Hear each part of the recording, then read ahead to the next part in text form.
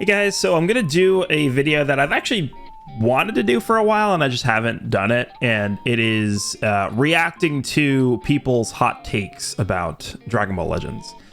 The reason why I haven't done this is because I thought what would happen is I would make a thread on Twitter asking for people to post their hot takes, and it would literally just be a bunch of people posting a bunch of stuff they didn't actually think, like just completely ridiculous things that don't make any sense at all.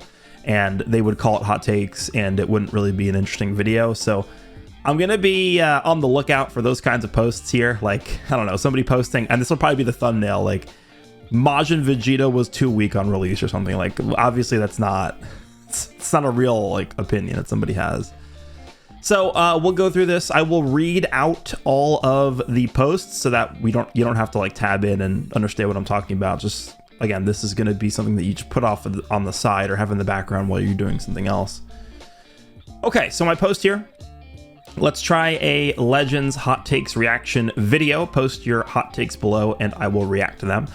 There's a lot of replies here. I have, 650 replies. So there's a possibility we could do multiple videos just on this thread, since there's simply no way we're going to get through all of these in one video. So let's go ahead and get started here. This game should have died to keep Buchigiri alive. Well, I mean, there's a lot of issues with this. The first issue is I don't see a correlation between Buchigiri being alive or actually like doing well or thriving and this game doing well and thriving. Buchigiri was not a good game. I mean, truth hurts, I guess, but it wasn't. Buchigiri had great art. It had great animated card art. Most of the side arts overlays that you guys see on my channel, a lot of those arts are taken strictly from Buchigiri card arts, and it does work really well. I thought the game had really good art. It was a browser game, and it was a Japan-only game, so I don't see this being like a real argument. So we're gonna move on. Oh boy. Iron Cane. Ultra Cell is essentially Super 17 2.0 with anti-endurance. Super 17 2.0 with anti-endurance. I mean, he's got quite a bit more tools than Super 17, right? He's got a second life, which is like a major difference, because Super 17 had buff removal, right? But he didn't have a second life. So what you needed to do with Super 17 was you needed to run Super 17 with a character that had a second life to make use of the buff removal. Cell has it all in one package, which is really a big difference with the characters. He's got a disrupt at half HP, which, contrary to what many people believe, I think is actually a pretty good disrupt. What else? I would say, he's got a much better blue card too. Obscure is really annoying. He's got, of course, the endurance nullification. It's uncancelable. Super 17 has interesting mechanics, but I don't see a comparison. He's got blast armor, right? The claim he's making here is that they're both just super offensive characters, which is fine. But Cell, I mean, whenever we're talking about ultras, there's always going to be kind of like a gap between them and the rest of the game when they first drop. Typically, that's typically how it works. Legends shouldn't actually shut down. I agree. That's a good take. All right, let's open up this too. We can see the whole thing here. Hot take, but RP shouldn't be so easy to gain when climbing the ladder and should more closely resemble how it used to be. Not exactly though. When one win was +1 RP and a loss was -99. Yeah, that actually was a thing. If you guys were not playing back then, if you were like very highly ranked and you were fighting someone with like a huge RP, because basically the way RP used to work in the game is you would gain RP depending on the difference between your current RP and the opponent's RP. So if you had like way more RP than the opponent and you beat them, you would only gain like 1 RP for winning. And if you lost that person, you would lose 99 RP. That actually was how that used to work. Again, not those exact numbers, but something that more closely resembles that. Ranked ladder is a joke and requires nothing but time rather than actually maintaining a proper win streak. I would actually agree with this. I don't really know if this is a hot take. I mean, it's more so just common sense for people who actually understand how the ranking system works in this game. The way that the ranking system works is because we have things like, what is it? Especially in Proud. I'm not even going to get into Proud because Proud is like, you could literally have a 40% win rate in Proud and you could rank up. Like Proud is so easy to rank up. It's crazy. But for standard PvP, you have things like win streak bonuses. You have RP bonus battles where if you're fighting somebody who's higher ranked, you get more RP if you win. So you actually could theoretically could rank up if you have like a 48% win rate. It's possible. You could rank up like more than you rank down. But at the end of the day, yeah, it is kind of just in a battle of like if you're somebody who's actually competing to get to like rank 1 in the world, it really is just a battle of endurance. By the way, if you're actually somebody who's competing to get to rank 1 in the world, playing standard is literally not an option. You have to play Proud. It's not even on the table. So I actually would agree with this, but I don't think most people care. It would be my counter argument to this, right? I don't think people care about how RP works in ranked PvP because people don't care about what their actual rank is most of the time. I mean, all they care about are the rewards, right? So actually, if all they care about are rewards, I feel like it's actually probably better the way it is now for most people. But if you really wanted to construct a system that rewards better players and people with higher win rates, then yeah, I think finding a compromise in between the way it is now and the way it used to be is probably better. All right, let's keep going here. Ultra Gogeta Blue ruined the game. After him, we got more and more units that play the game for you and even reach levels where you could get punished for killing a character. Ultra Golden Frieza melting your HP with his comeback. I'm glad we're going back to simpler kits. I guess this just depends on how far back you want to go, right? Because pretending like this all started with one character is just not a solid argument, I feel like. Because yes, Ultra Gogeta Blue introduced, what did he introduce? Like the, he had the first counter gauge, auto counter gauge in the game, right? Technically. So he was the first character to kind of power creep the mechanic of special cover change nullification because of the gauge that he had. But I mean, we could just go back further than that. Like the first character to actually introduce like consistent special cover change nullification kind of was LF Gogeta Blue, wasn't it? Gogeta. It was this guy. We have to uncheck the Zenkai. Yeah, okay, so he should have, here we go. Applies the following effects to self, and this character enters the battlefield. Nullifies enemy special actions that activate when changing cover for 10 counts. This was like the first character that consistently got this on entry. And it was really strong, but it wasn't like as strong as you would think because a lot of characters back then, including like Red Gohan, and the reason why this wasn't as big of a thing back then is because most of the really good characters were Zenkais of super old units. And those super old units didn't have cover changes. So this wouldn't be as crazy. It wasn't as crazy and impactful as like the Ultra Gogeta Blues anti-counter gauge. But like whenever we have like, oh, I blame, you know, character A for how things are in the game right now, or I blame character B for how things are in the game right now, it is, you can't really point to one unit and be like, you are the culprit. Like you are the criminal for doing this. Because you could just go back further and find a character that led to that character, right? So I don't know if I would point to one character. There's a bunch of different units we could look at, but I mean, I think Ultra Gogeta Blue introducing that type of unique gauge definitely wasn't as bad as a lot of other characters, I think. So I don't know. Legends should have a plug and play option for the DK Jungle Beat bongo controllers. That is a hot take. Yeah, I don't think I have not seen that one before, but that, yeah, maybe that could be pretty cool. Like a title of my video, I beat 50 times God rank player with the DK Jungle Beat bongos or something. You imagine? Ku is overrated.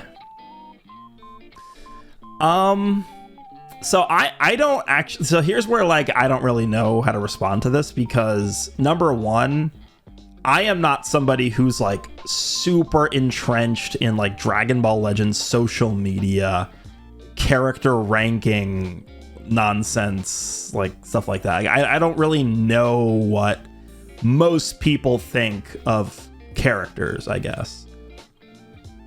Because when you say a character is overrated, what that means is you think the general opinion of a character is higher than what it should be.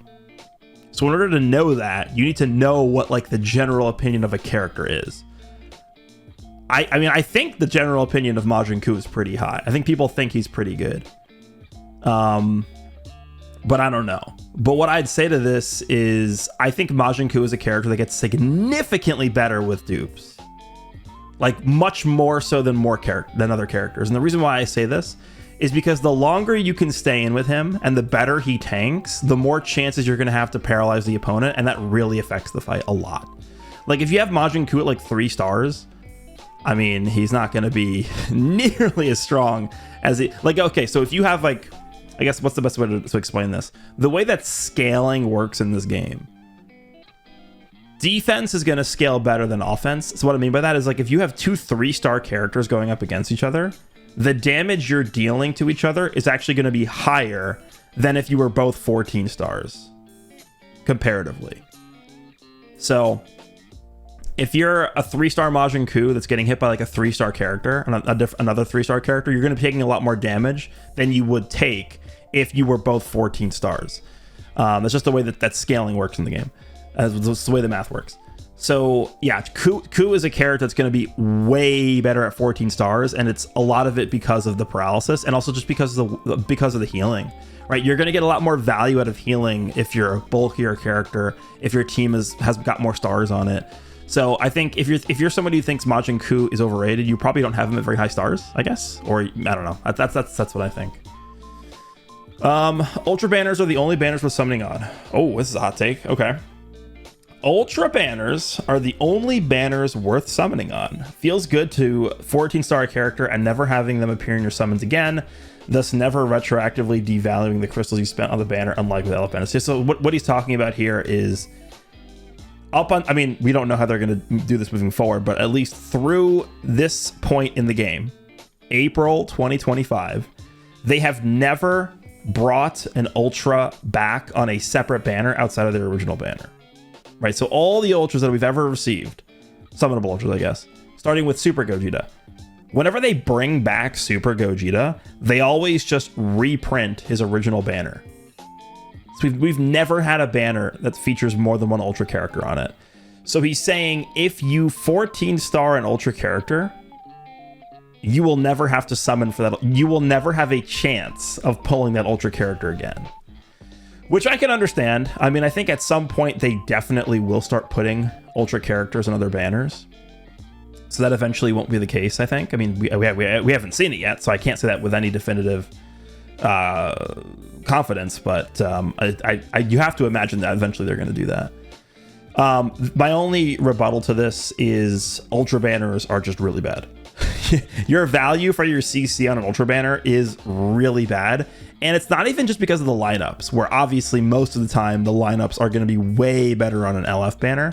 But the reason why is because you're not getting any bonuses for summoning on the Ultra banners. You're not getting summon coins. You're not getting tickets. You're not getting Z power. So that's the only thing I would say is you're missing out on a lot of bonus perks from summoning on LF banners. So I don't agree with this, but it's an interesting thought, I guess. Legends Limited Super Saiyan 3 Vegeta outperforms Legends Limited Super Saiyan 4 Goku most of the time.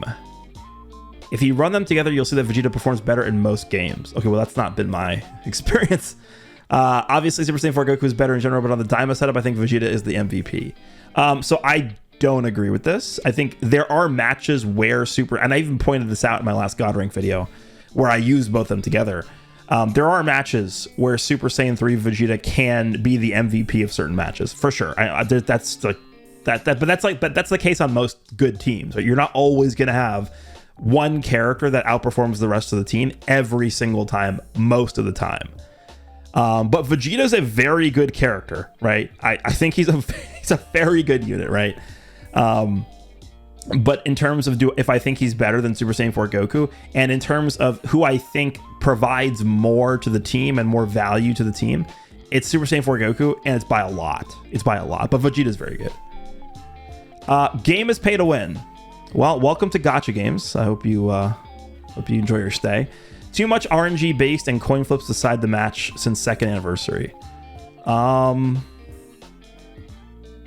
I mean, that's funny you mentioned second anniversary, because I would argue that second anniversary was like the most RNG based meta ever. Besides cooler meta. Because second anniversary meta was before you could cover change multiple times in a combo. So what would happen in the second anniversary is the first person to get priority with Vegito Blue, with LF Blue Vegito Blue, would more often than not just win the match. Because you also had like Green Kefla and all these nonsense characters, right, that just comboed forever and just killed you. Like, you couldn't do it. You couldn't switch. There's no disrupt in the game. There was almost no cover changes in the game besides like purple Bojack, essentially. So if you didn't have Blue Vegito Blue, or you didn't gain priority with Blue Vegito Blue or like Green Kefla or something, you were kind of just done. So the second anniversary was like the worst time to play. It's like the worst celebration, worst meta. Like everything about it was horrible. But I mean, the game has been RNG based for a long time. I think a lot of this actually is due to the new battle system change. I think a lot of the thought process behind implementing the new 2.7 battle system adjustment was to remove a lot of the skill from the game. Not saying this game took tons of skill to play. I mean, it's not that hard to be good at this game. But, I feel like their goal in implementing that battle system change was to lower the skill ceiling of the game. For sure. 100%. And in doing that, it makes coin flips. It makes coin flip scenarios happen more frequently, which is what they want. What they want to do, and this is probably going to be a trend we continue seeing moving forward, is they want to strip a lot of the results from the control of the players to the characters. They want the characters to be the ones to dictate the outcomes of the fight more often than the players. That's what I think we'll see more moving forward. But yeah, the game is pay to win. That's like ice is cold. Like, I don't know. Super Vegeta is top 15 in the game, but with a plat, which he should have got during that Cell Saga campaign, he would be top 5. I mean, I just don't... See, this is what I was talking about in the beginning of the video, where it's like somebody makes a post like this, and it's clearly just like bait, or it's not. Like, there's no way this person actually believes this, because he's obviously won. Omega Shenron is one of the best and most underrated characters in the game right now, and has been ever since his release. He has unironically aged the best out of any 6th anniversary character. I don't like counting Omega as a 6th anniversary character, because he was part of like the after party thing. That's like calling Future Gohan and Trunks part of the Legends Fest. Like, he wasn't really part of the 6th anniversary. I guess if you want to give him like a default thing, or I don't know. I wouldn't put him in there, but I do think Omega's good. I do like Omega. Let me just open this here. What do we got? Type advantage over Super Saiyan 4 Goku and Future Gohan and Trunks. Well, yeah, but then the Trunks side they're purple, right? Gives the entire team a team-wide blue card ultimate buff permanently. Starts the match with the Dragon Ball. Yeah, this is something that I think most people actually overlooked when he dropped. That made him so crazy, because like first combo you would get a rush with the GT team. Can Live Beast go on Special Beam Cannon? Yeah, but what you can do is you can just pop his endurance and then drop combo Special Beam Cannon with Beast, right? Immune to any and all attribute downgrades for 10 timer counts every time. Yeah, this is strong right now.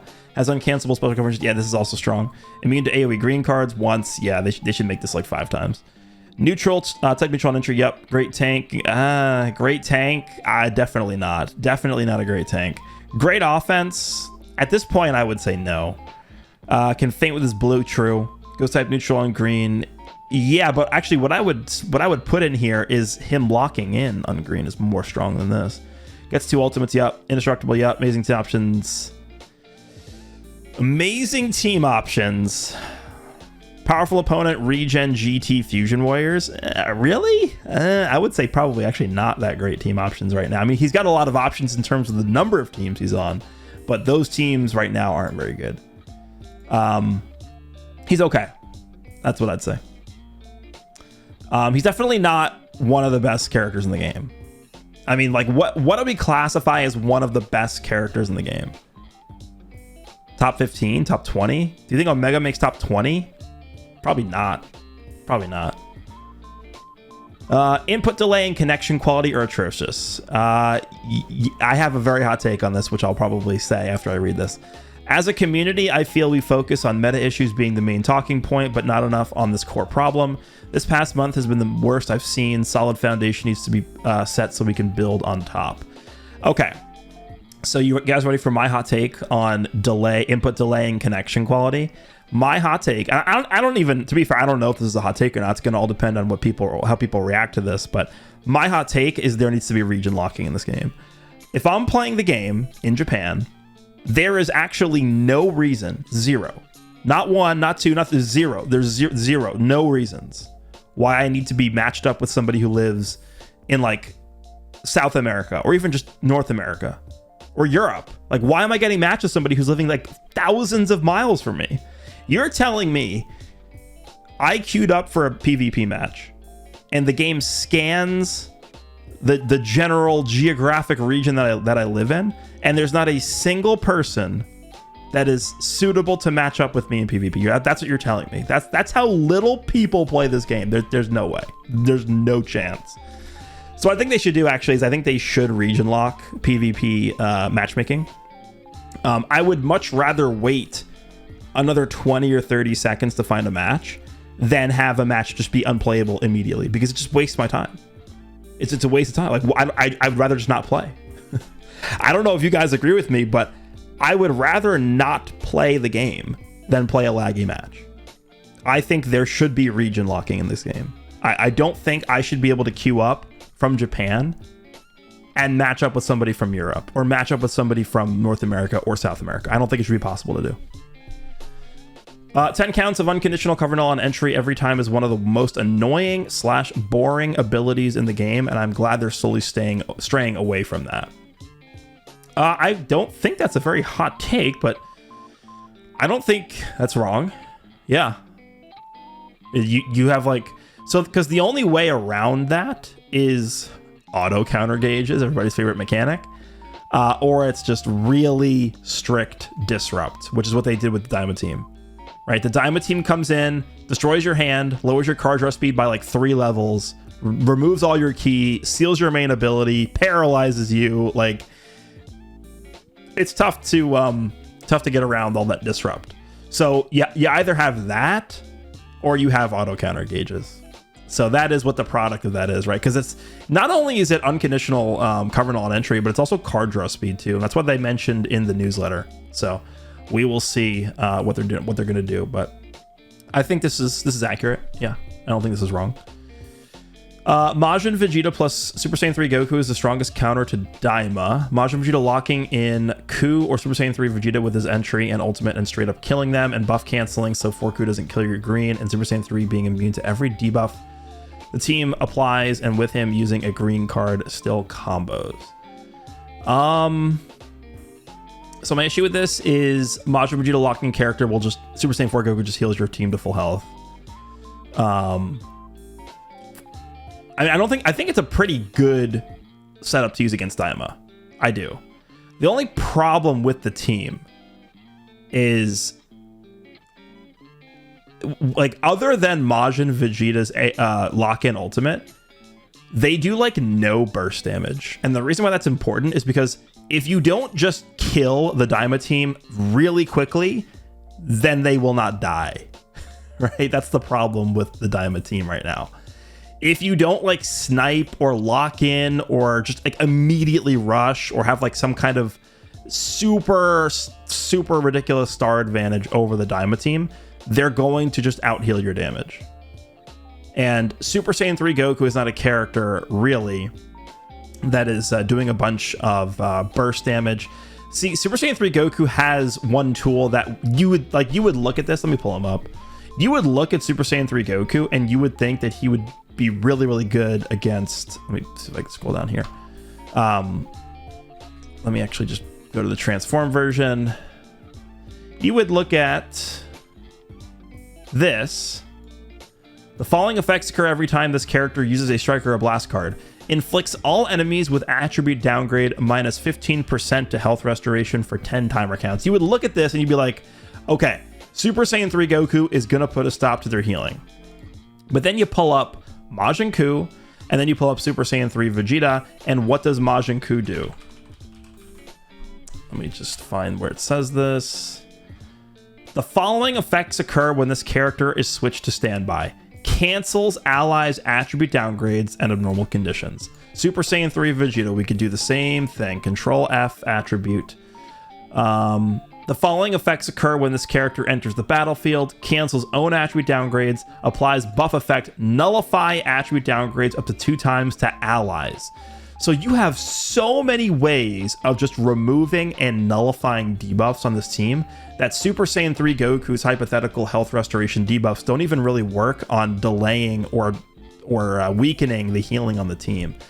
So it's really just like if you have like a, I don't know, like a very high star advantage on Majin Vegeta over the Daima team, then you probably could get away with locking in and killing like Majin Ku or something like that. But in like a 14 star v 14 star situation, you're not really getting that kill with Majin Vegeta.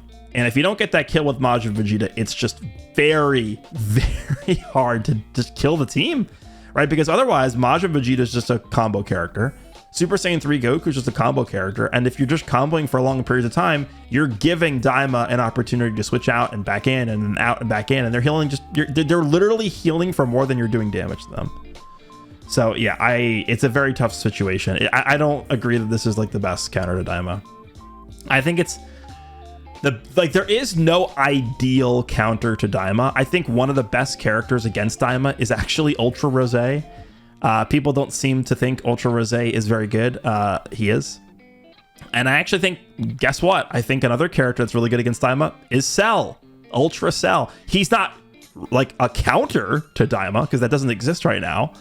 But Cell does a lot of damage. And if you're able to get rid of Super Saiyan 4 Goku's indestructible very quickly with Cell's type neutral ultimate, and you have your rush ready, someone's going to die. I mean, Cell does a lot of damage. So that's what I think about this. Hot take, but Daima isn't as toxic as people make it out to be. It's bad, but nothing that you can't handle. They have very obvious flaws. People who say this is the worst team in Legends history clearly never experienced Prime Regen or Blue Beast, Pan, and Future Gohan. It's nowhere near the worst team ever. Is there anybody even saying that? There's no way. There's no way. There's no way. It is not the worst team ever. It's not even close. It's not even close to the worst team ever. Okay, so I guess the way to address this, Daima isn't as toxic as people make it out to be. I guess like the way to I guess my first way of addressing this is, how do we define toxic in this game? Daima isn't as toxic as people like. What do you mean by that? It's bad, but nothing that you can't handle. They have very obvious flaws. I don't think they have very many flaws, but I don't think we're in a situation where like you either run Daima or you don't play. I think Daima is pretty comfortably the best team in the game, but I still think Future is very competitive. I still think Hybrids is pretty competitive. Movies can be competitive. Like, you have teams that are able to go toe-to-toe with Daima and win, but they're not going to have an advantage over Daima. That's the thing right now, which I don't think is that bad of a spot. Lag and inputs are killing the game, but the majority of players have accepted bad gameplay experiences. Nothing is addressed or fixed. I'll just reiterate what I said to this person up here, and I think the best way to fix this is you just region lock matchmaking. I don't think somebody in the US should even be able to be matched up against somebody in like India or something. right? Someone who's just like so far away from me geographically, because even if I'm playing against somebody that I know has good connection, like I remember I did a video when the Battle System 2.7 update dropped. I did a video with Ryuden to just test the battle system changes. I have good internet. Ryuden, I know, has very good internet. Guess what? It was laggy because we live so far away from each other geographically. So guess what? The game should never match us up with each other. Right? There needs to be some kind of geographical limitations on who you are allowed to match up with, because there is no point in playing the game if it's going to be laggy and unplayable. It just adds nothing to the experience. So I think a lot of the problems are because of matchmaking. And I think a very easy solution is just to region lock the game. Oh boy.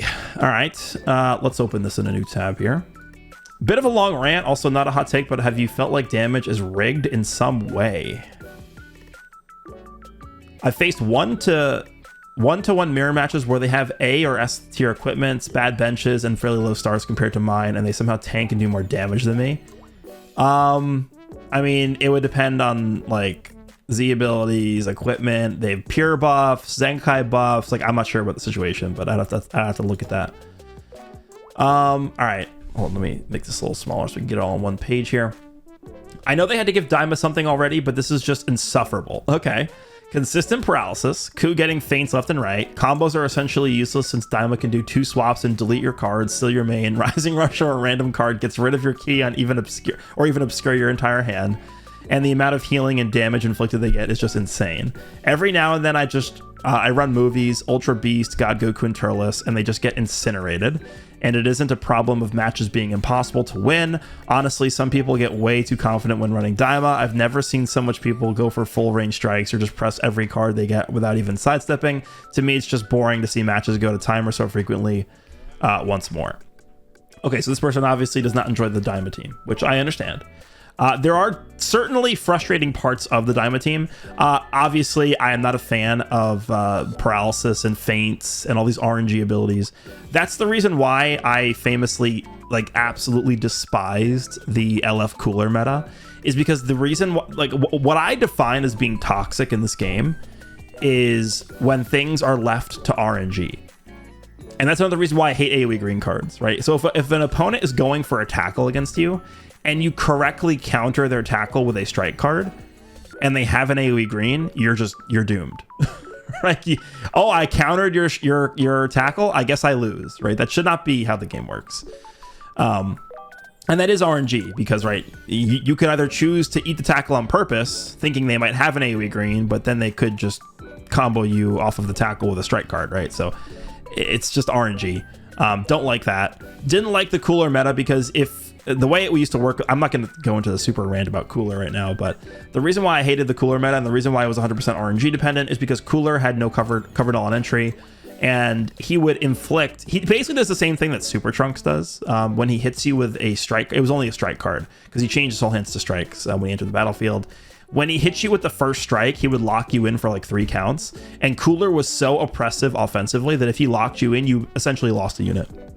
So what people would do is you would enter the battlefield with Cooler, and you would either continue the combo or you would drop combo. And if you got it wrong, you lost a character, and a lot of times you ended up just losing the fight. So basically every single fight just ended up going down to a 50-50 coin flip is what happened in the Cooler meta. And so because the way that I define toxicity is when you have mechanics and fights that are almost always determined based on just RNG and coin flips and rock, paper, scissors matches, I really felt like the Cooler meta was the worst meta ever. And then you could also throw paralysis in there. You could throw feint in there. So I'm not a huge fan of those mechanics, right? I don't think paralysis is necessarily a very good mechanic for the game. I don't think feint is necessarily a very good mechanic for the game. There are a lot of characters, I will just say, that are immune to those mechanics, right? It's not like the Cooler meta where you were immune to dying to Cooler. Like you weren't. That wasn't a thing. But there are characters you can throw on your team that are immune to things like that. So, I mean, if you want to use those characters, you can. Not defending paralysis and feint, because I don't like those mechanics. But yeah, I get where you're coming from with this, and I do think that Daima is the best team, and I think it's by quite a bit. Again, I think there's other teams that are competitive with Daima, but it's kind of like a step down from Daima, right? Yeah, Future's very good, but Future, I think, is probably just a step down from Daima. Same thing with like hybrids. But I understand that, you know, why people are upset about the Daima team, especially given that they just started buffing the Daima team. Like they essentially just gave us like a crazy slew of characters. Boom, boom, boom, boom, boom, like a ton of characters just in rapid succession, and all of a sudden Daima was like insane. I would also just throw out a word of caution here. If we are getting a Dragon Ball Saga campaign this month, which it looks like it is going to be based off of the Cyborg Tao April Fool's character, if we are getting a Dragon Ball Saga campaign, I would expect the same thing with this, because guess what? The Dragon Ball Saga team sucks. The team doesn't exist. So we're basically redoing the team from scratch, and that is the same position essentially the Daima team was in before the March campaign started for them. So the Dragon Ball team might get the Daima treatment here. We'll see. He is one of the better aging ultras in the game and could still be argued top 10 despite what he's had to deal with. Okay. That's not a very hot take to me. Also, God Goku, he feels so strong with his plat that I have predictions he won't be out of the top 10 aside from mine until year 7 power creep hits. Okay. Yeah, again, I don't see how that's a hot take at all. The meta hasn't been this healthy since prior to the 2nd anniversary. That's just no. I mean, I could give you like the first example I can think of off the top of my head of like the best meta we've had in a long time. Right before Legends Fest 2023. This is right before Red Beast and Blue Kaioken Goku and Evolution Blue Vegeta. That meta was really good. It was right after the Green PyCon release. There were a lot of really good teams back then. I also remember there were a lot of good teams. I think it was before the 6th anniversary drop. We had a lot of viable teams as well. I don't agree with this. There's no way. no.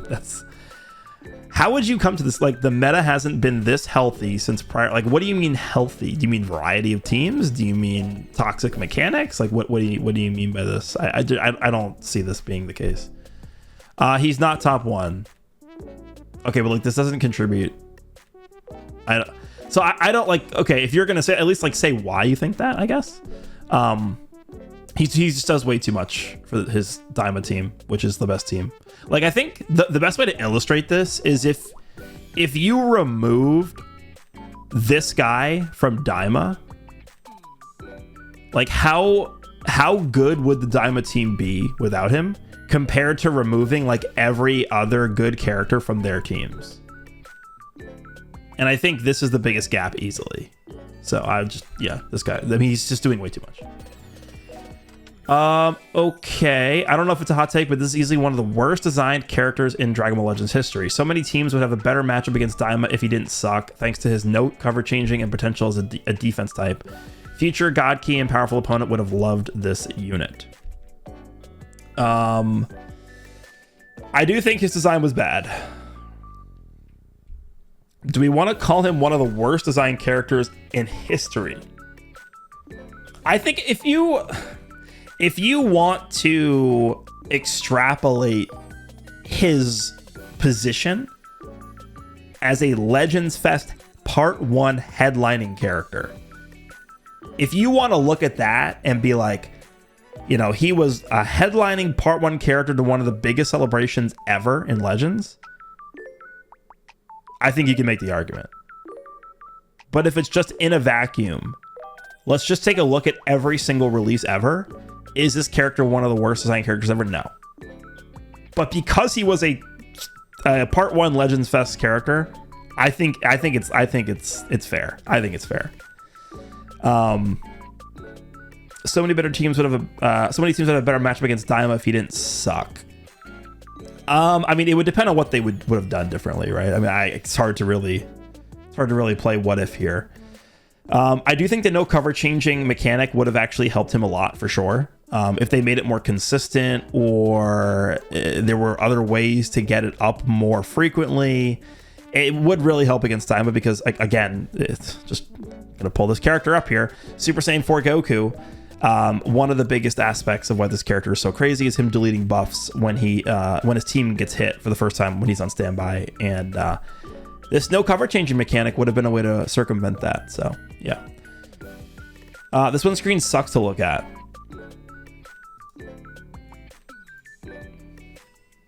No. People don't want to admit it because he's a Daima unit, but I consider this guy toxic. Him being an infinite snipe blue card generator that can get up to like 400% damage inflicted is not fun to fight. Red Daima Goku. I have not actually thought about this. Do I consider him to be toxic? Again, I just think it all comes down to what you consider toxic. And the reason why I feel like I can't really say anything about this is just because everybody has their own definition of what toxic means in this game. So, okay. My definition of toxic in this game are mechanics that determine the outcomes of fights based on RNG. That is my definition of toxic. And that does not mean that this guy fits the definition. So I wouldn't consider him toxic, but maybe you do. The level of power he brought for... This is talking about Majin Vegeta. The level of power he brought for Vegeta Clan was way overdue and well-deserved. Don't care what anyone says. After so many mid-units, we needed something busted. How about they don't fumble the first 3 Vegeta Clan characters so that they don't have to emergency break glass for this guy to make him as good as they did? That would probably be a better way to do that. Let's pull up Vegeta Clan. Vegeta Clan. Let me get rid of this. Let's get rid of some of these tabs here. All right. So Majin Vegeta. So when did he drop? What was Vegeta Clan when Majin Vegeta dropped? It was Nappa, fusing Super Vegito, and who else? That's it, right? Who else was good? Nappa, fusing Super Vegito, and who else was who else? I don't even remember. Vegeta Clan probably wasn't even a team, right? The Buu Duo, I don't know. They just Trunks wasn't good. Blue Kaioken, Goku and Evolution Blue Vegeta they age in 5 seconds. Bola was too squishy. Super Vegeta was terrible. Fusing Gogeta Blue wasn't good enough. So they had ample opportunities to make Vegeta Clan good. And to me, what Majin Vegeta meant as a release was, okay, we've undershot our Vegeta Clan releases 4 times this year. This time, we are not doing that. And so they kind of went over the top with him. I agree with this, that it was way overdue. But it was overdue because of their incompetence in designing characters. Well, I don't know if it was well-deserved. This is what I would disagree with. I would agree it was overdue. I would disagree that it was well-deserved because they had so many chances to do it right. But I am happy that Majin Vegeta got a really strong character, but I don't think many people would disagree with me that the way that they designed him was just so unfun to fight. Some teams are nowadays underrated. Okay. Example, GT. Ultra Super Saiyan 4 Gogeta's gauge can stop Super Saiyan 4 Goku's last man standing. So I didn't mention this. I think it was in my God Rank video, actually, where I actually did fight a few Super Saiyan 4 Gogetas. I actually think he could be pretty solid right now. And the reason why is because we're seeing a little bit of a drop in usage for Beast and Majin Vegeta. And if the opponent is not using Beast or Majin Vegeta, I actually think Super Saiyan 4 Gogeta could still be pretty decent. He's a pretty good character against Daima because Daima can't really get around his gauge. But since players base their opinion on YouTubers and only believe top 10 list videos are 100% true, many stop using units that are still good but are not mentioned, like Omega, Bardock and Goku, Super 17, or Ultra Super Saiyan 4 Gogeta. Again, I will just say, I talked about this character being good, actually, for a long time. You could go back. I made a video of Super Saiyan 4 Gogeta after Beast Gohan dropped, and I was saying he was still good. So don't put me in that bucket, man. I am an Ultra Super Saiyan 4 Gogeta believer. Omega is literally, I'm on record saying Omega is my favorite release of 2024. Goku and Bardock are okay right now because of Indestructible. That's pretty much it. Super 17 I actually have not used recently, so I don't know. But for me, Super 17 right now would be pretty tough to use because of, number one, too much disrupt from Daima, and number two, just gets slaughtered by Super Saiyan 4 Goku. Androids is secretly a top 3 to 5 team and nobody realizes it yet. Where can I tag Iron Cane in this, please? Androids, whenever they get buffed, they last as long until the next android buff arrives. LF tagged androids lasted until LF Super 17 arrived. That's not, no, come on. And LF Super 17 is still pretty good, but has been replaced by Ultra Cell. Yeah, that's true. There's no way they're a top 3 to 5 team. Are they? I mean, actually, let's think about it. Daima, Future, Hybrids, Sun Family is definitely up there. Vegeta Clan's definitely up there. Movies. Yeah, I mean, that's already 6. So yeah, I don't agree with this. The last fun meta in this game was part 1 of 6th Anniversary. I think part 1 of 6th Anniversary was pretty good.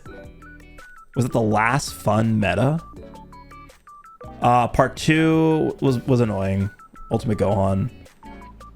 Part 3 was better than part 2, but you just ran Fusion Warriors, right? Omega dropped, you ran GT. And then you had the move. Oh my god, you had the movie celebration. The movie celebration is like a cancer on the history of this game, or so. Like that Z movie celebration, it's, I don't even know like the best way to describe this. It's like you're looking at like a sheet of financial information and it's just like a huge red like line somewhere. It's so bad. Legends Festival, I could kind of see this, I guess. I think, honestly, one of the reasons why is because they just wouldn't stop buffing Buu Saga. Right? This is the start. This, unironically, part 1 of the 6th Anniversary was the start of them just constantly buffing Buu Saga. Super Vegito part 1. Ultimate Gohan part 2. Right? Then we had Gotenks, Majin Vegeta, then Legends Festival, Super Saiyan 3 Goku. Like, it was just non-stop Buu Saga. Is that the reason? Okay, so I wouldn't agree with this take because of this adjective. I don't think it was the last fun meta, but I think it was the last great meta. This was a great meta. I would agree that this was the last great meta. I think that's fair. I think it's fair. All right. Any LF at 3 stars is not usable. Okay, before I even read further... Oh, by the way, this person has multiple posts. Let's pull this up. Before I even read further, I'll just say it's just based on your rank, right? Because if you're fighting other people with other 3-star characters, then yeah, they're going to be usable. You have to summon at least for 2 copies, otherwise the character is extremely underwhelming, especially on defense. This combined with the featured boost means the unit in a few months to any 3-star LF will become basically worthless. This hurts a lot of free-to-play players as summoning for 1 copy is already hard enough, and if you can't pull a second, you have to spend a lot of LFZ power, which, although they do give us 100, it still takes too long. I think they should start giving us 6 LFZ power more often. I mean, I'm not going to disagree with more LFZ power, but the premise of this, like, this is just depending upon your rank. Especially with the Daima team, right? Daima, I've seen people with like full 3-star Daima teams like just do really well still. Right? This is a situational take, I think. People underestimate how badly managed and given resources are in this game. Arts cores, arts seeds, CC, Zenny, slot movers, etc. Sometimes farming equips and using resources is more stressful than PvP, and that should never be the case. The reason is because there's too many resources in this game. That's the problem. Like, I could open up my I'm gonna do it right now. I'm gonna open up my exchange shop. Do you guys want to hear all the... This is not even gonna be the temporary... There's two exchange shop menus. There's the recommended menu, and then there's the permanent menu. The recommended menu has things like the full power battle currency, the Zenkai Ultra Space Time Rush currency, the dual coin currency, all the adventure currency, the PvP currency, the raid currency, all the summon coins. And then the permanent tab, we have Legends Weekend medals. We have the Legends medal shop for Legends ranking. We have rare medals, prime tickets, Z medals, sparking medals, seed exchange medals, soul exchange medals, fragment exchange medals, equipment medals, proud coins, platinum coins, Legends tickets, guild what is this, guild points or guild medals. Like, there's just way too much garbage. It should all be, not all of it, but a lot of it should be consolidated. I think there's just way too much. That to me is the real issue here, because honestly, at the point where we're at with how many currency items exist in the game, it is impossible for them to be able to manage all that stuff correctly. It's literally impossible. It's just not, it's not feasible. So I think what they need to do is they need to just better manage like what resources even exist in the game. Like just delete like half the resources in the game. Why do we need to have things like fragments for equipment? Like why is it in the game? I don't know. Please explain why my beast didn't counter. I definitely didn't press any card. Okay. Let's take a look. Alrighty. Didn't counter. Let's take a look again. You might have been afflicted with no switching from Rose, is what I'm thinking. I think Rose, his no switching debuff probably was active. Well, actually, no, that wouldn't matter, huh? Because he's already switching with Beast. It's hard to see because this is in Chinese, I think. I can't read this. Because there should be text that pops up here. Like, what is that white text that shows up? I can't, it's too blurry to even see. If I was able to read the text, I probably would be able to tell you. But I'm not sure. If you didn't click a card, were you sidestepping? I don't know. I would need more information here. This isn't a hot take, but it's criminal that Shallot still isn't playable. I agree. Yeah, I mean, this is... Everyone agrees with this. This Vegito is the best release from the 2024 festival and will stay in the top 10 until the 7th anniversary.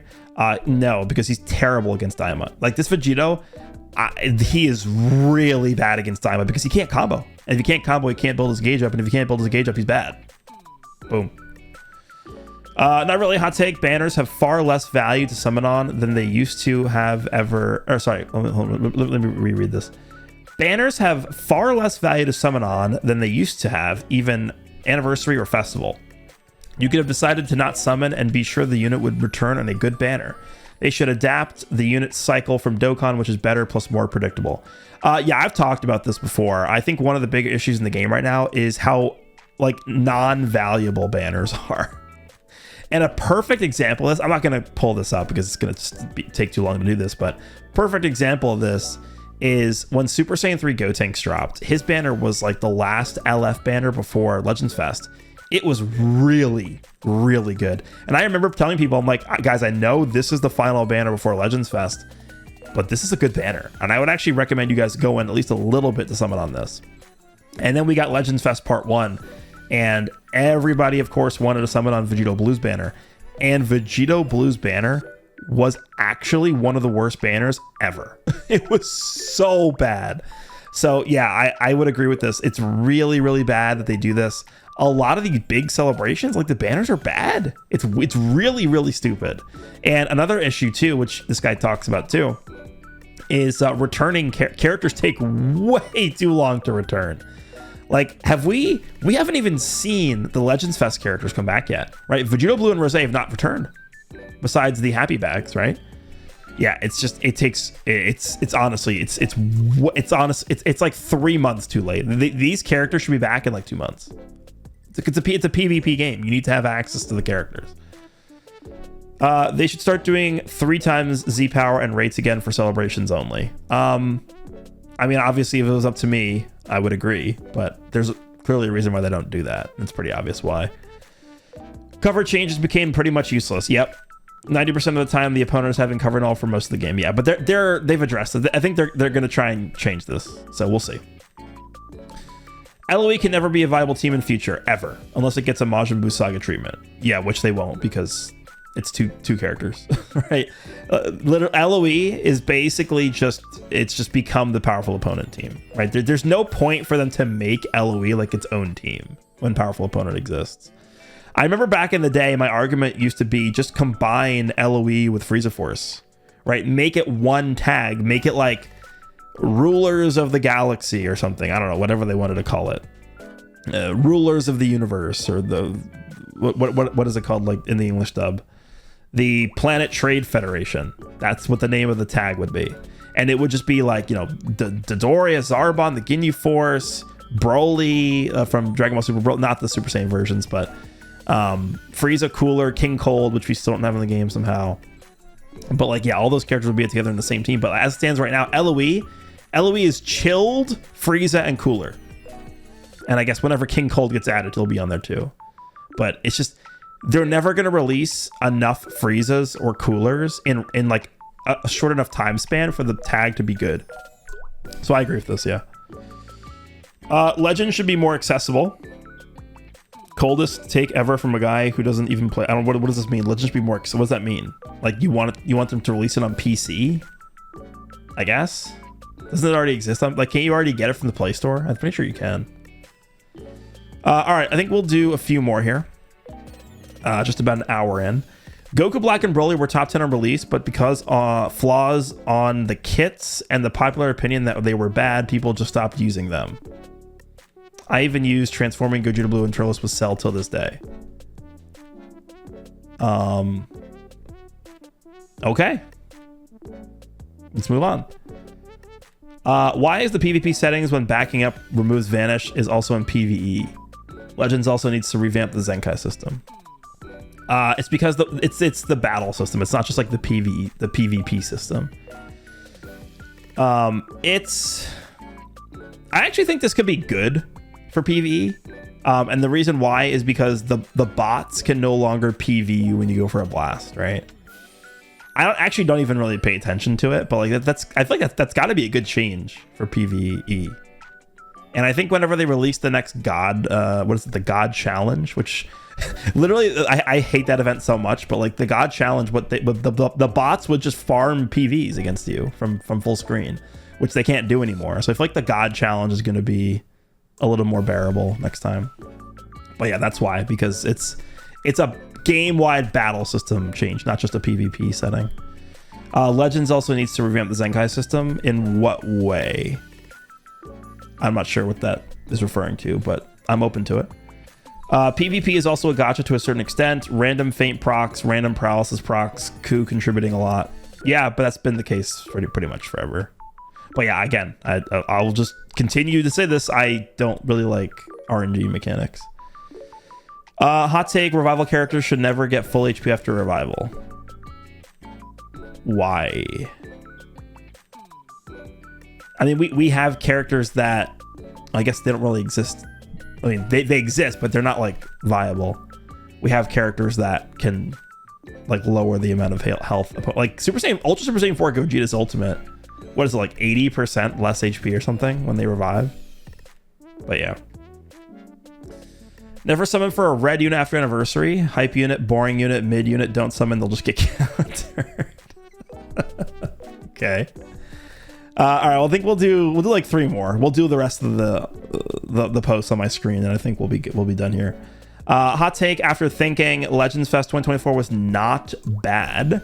I mean, sure, they were safe picks, but they're still highly sought after characters in Dragon Ball games, and the Daima choice may have seemed bad at first, but it's still the first time LF when they delivered. Part 3 is good. I actually would agree to a certain extent. I think Part 2 was good. Part 3 was good. Part 1 was terrible. So it's hard to like, how do you balance that?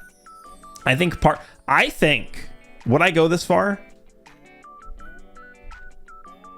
Part 1. Well, it's all relative to the timing, right? Because like Legends Fest 2022 Part 1 was pretty bad. That was the Tag 4s. Part 1 of Legends Fest 2024, like it was definitely, if you look at those two festival Part 1s in a vacuum, obviously 2024 is better because it's two characters. They were both good. I mean, well, they weren't, but they were both like, you know, I don't know. It was better. Like 2024 Part 1 was definitely better than 2022 Part 1. But granted, we were coming off of the heels of the 6th anniversary.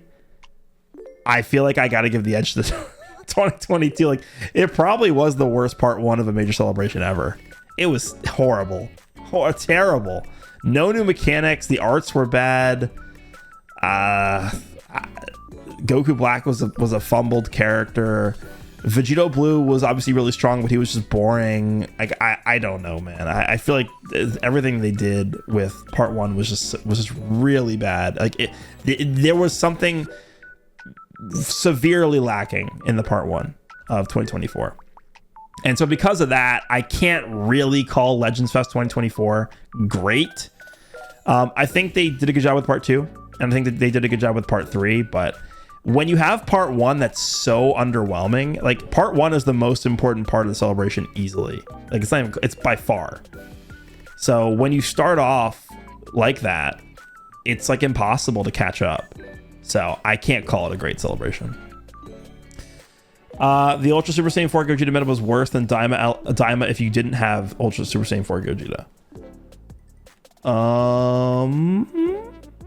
Buu Saga was really good.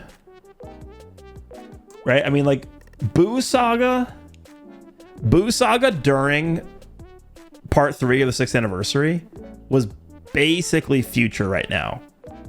Right? Ultimate Gohan, Super Vegito, and Evil Buu. And or Zenkai Blue Kid Buu. That was basically the future team we have right now. I'd probably call it comparable.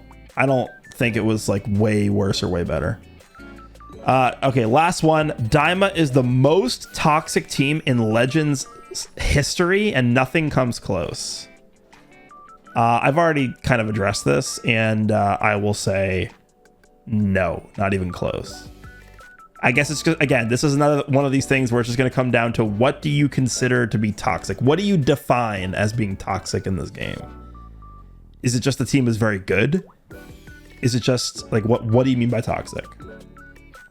To me, nothing will ever top the cooler team. The cooler meta.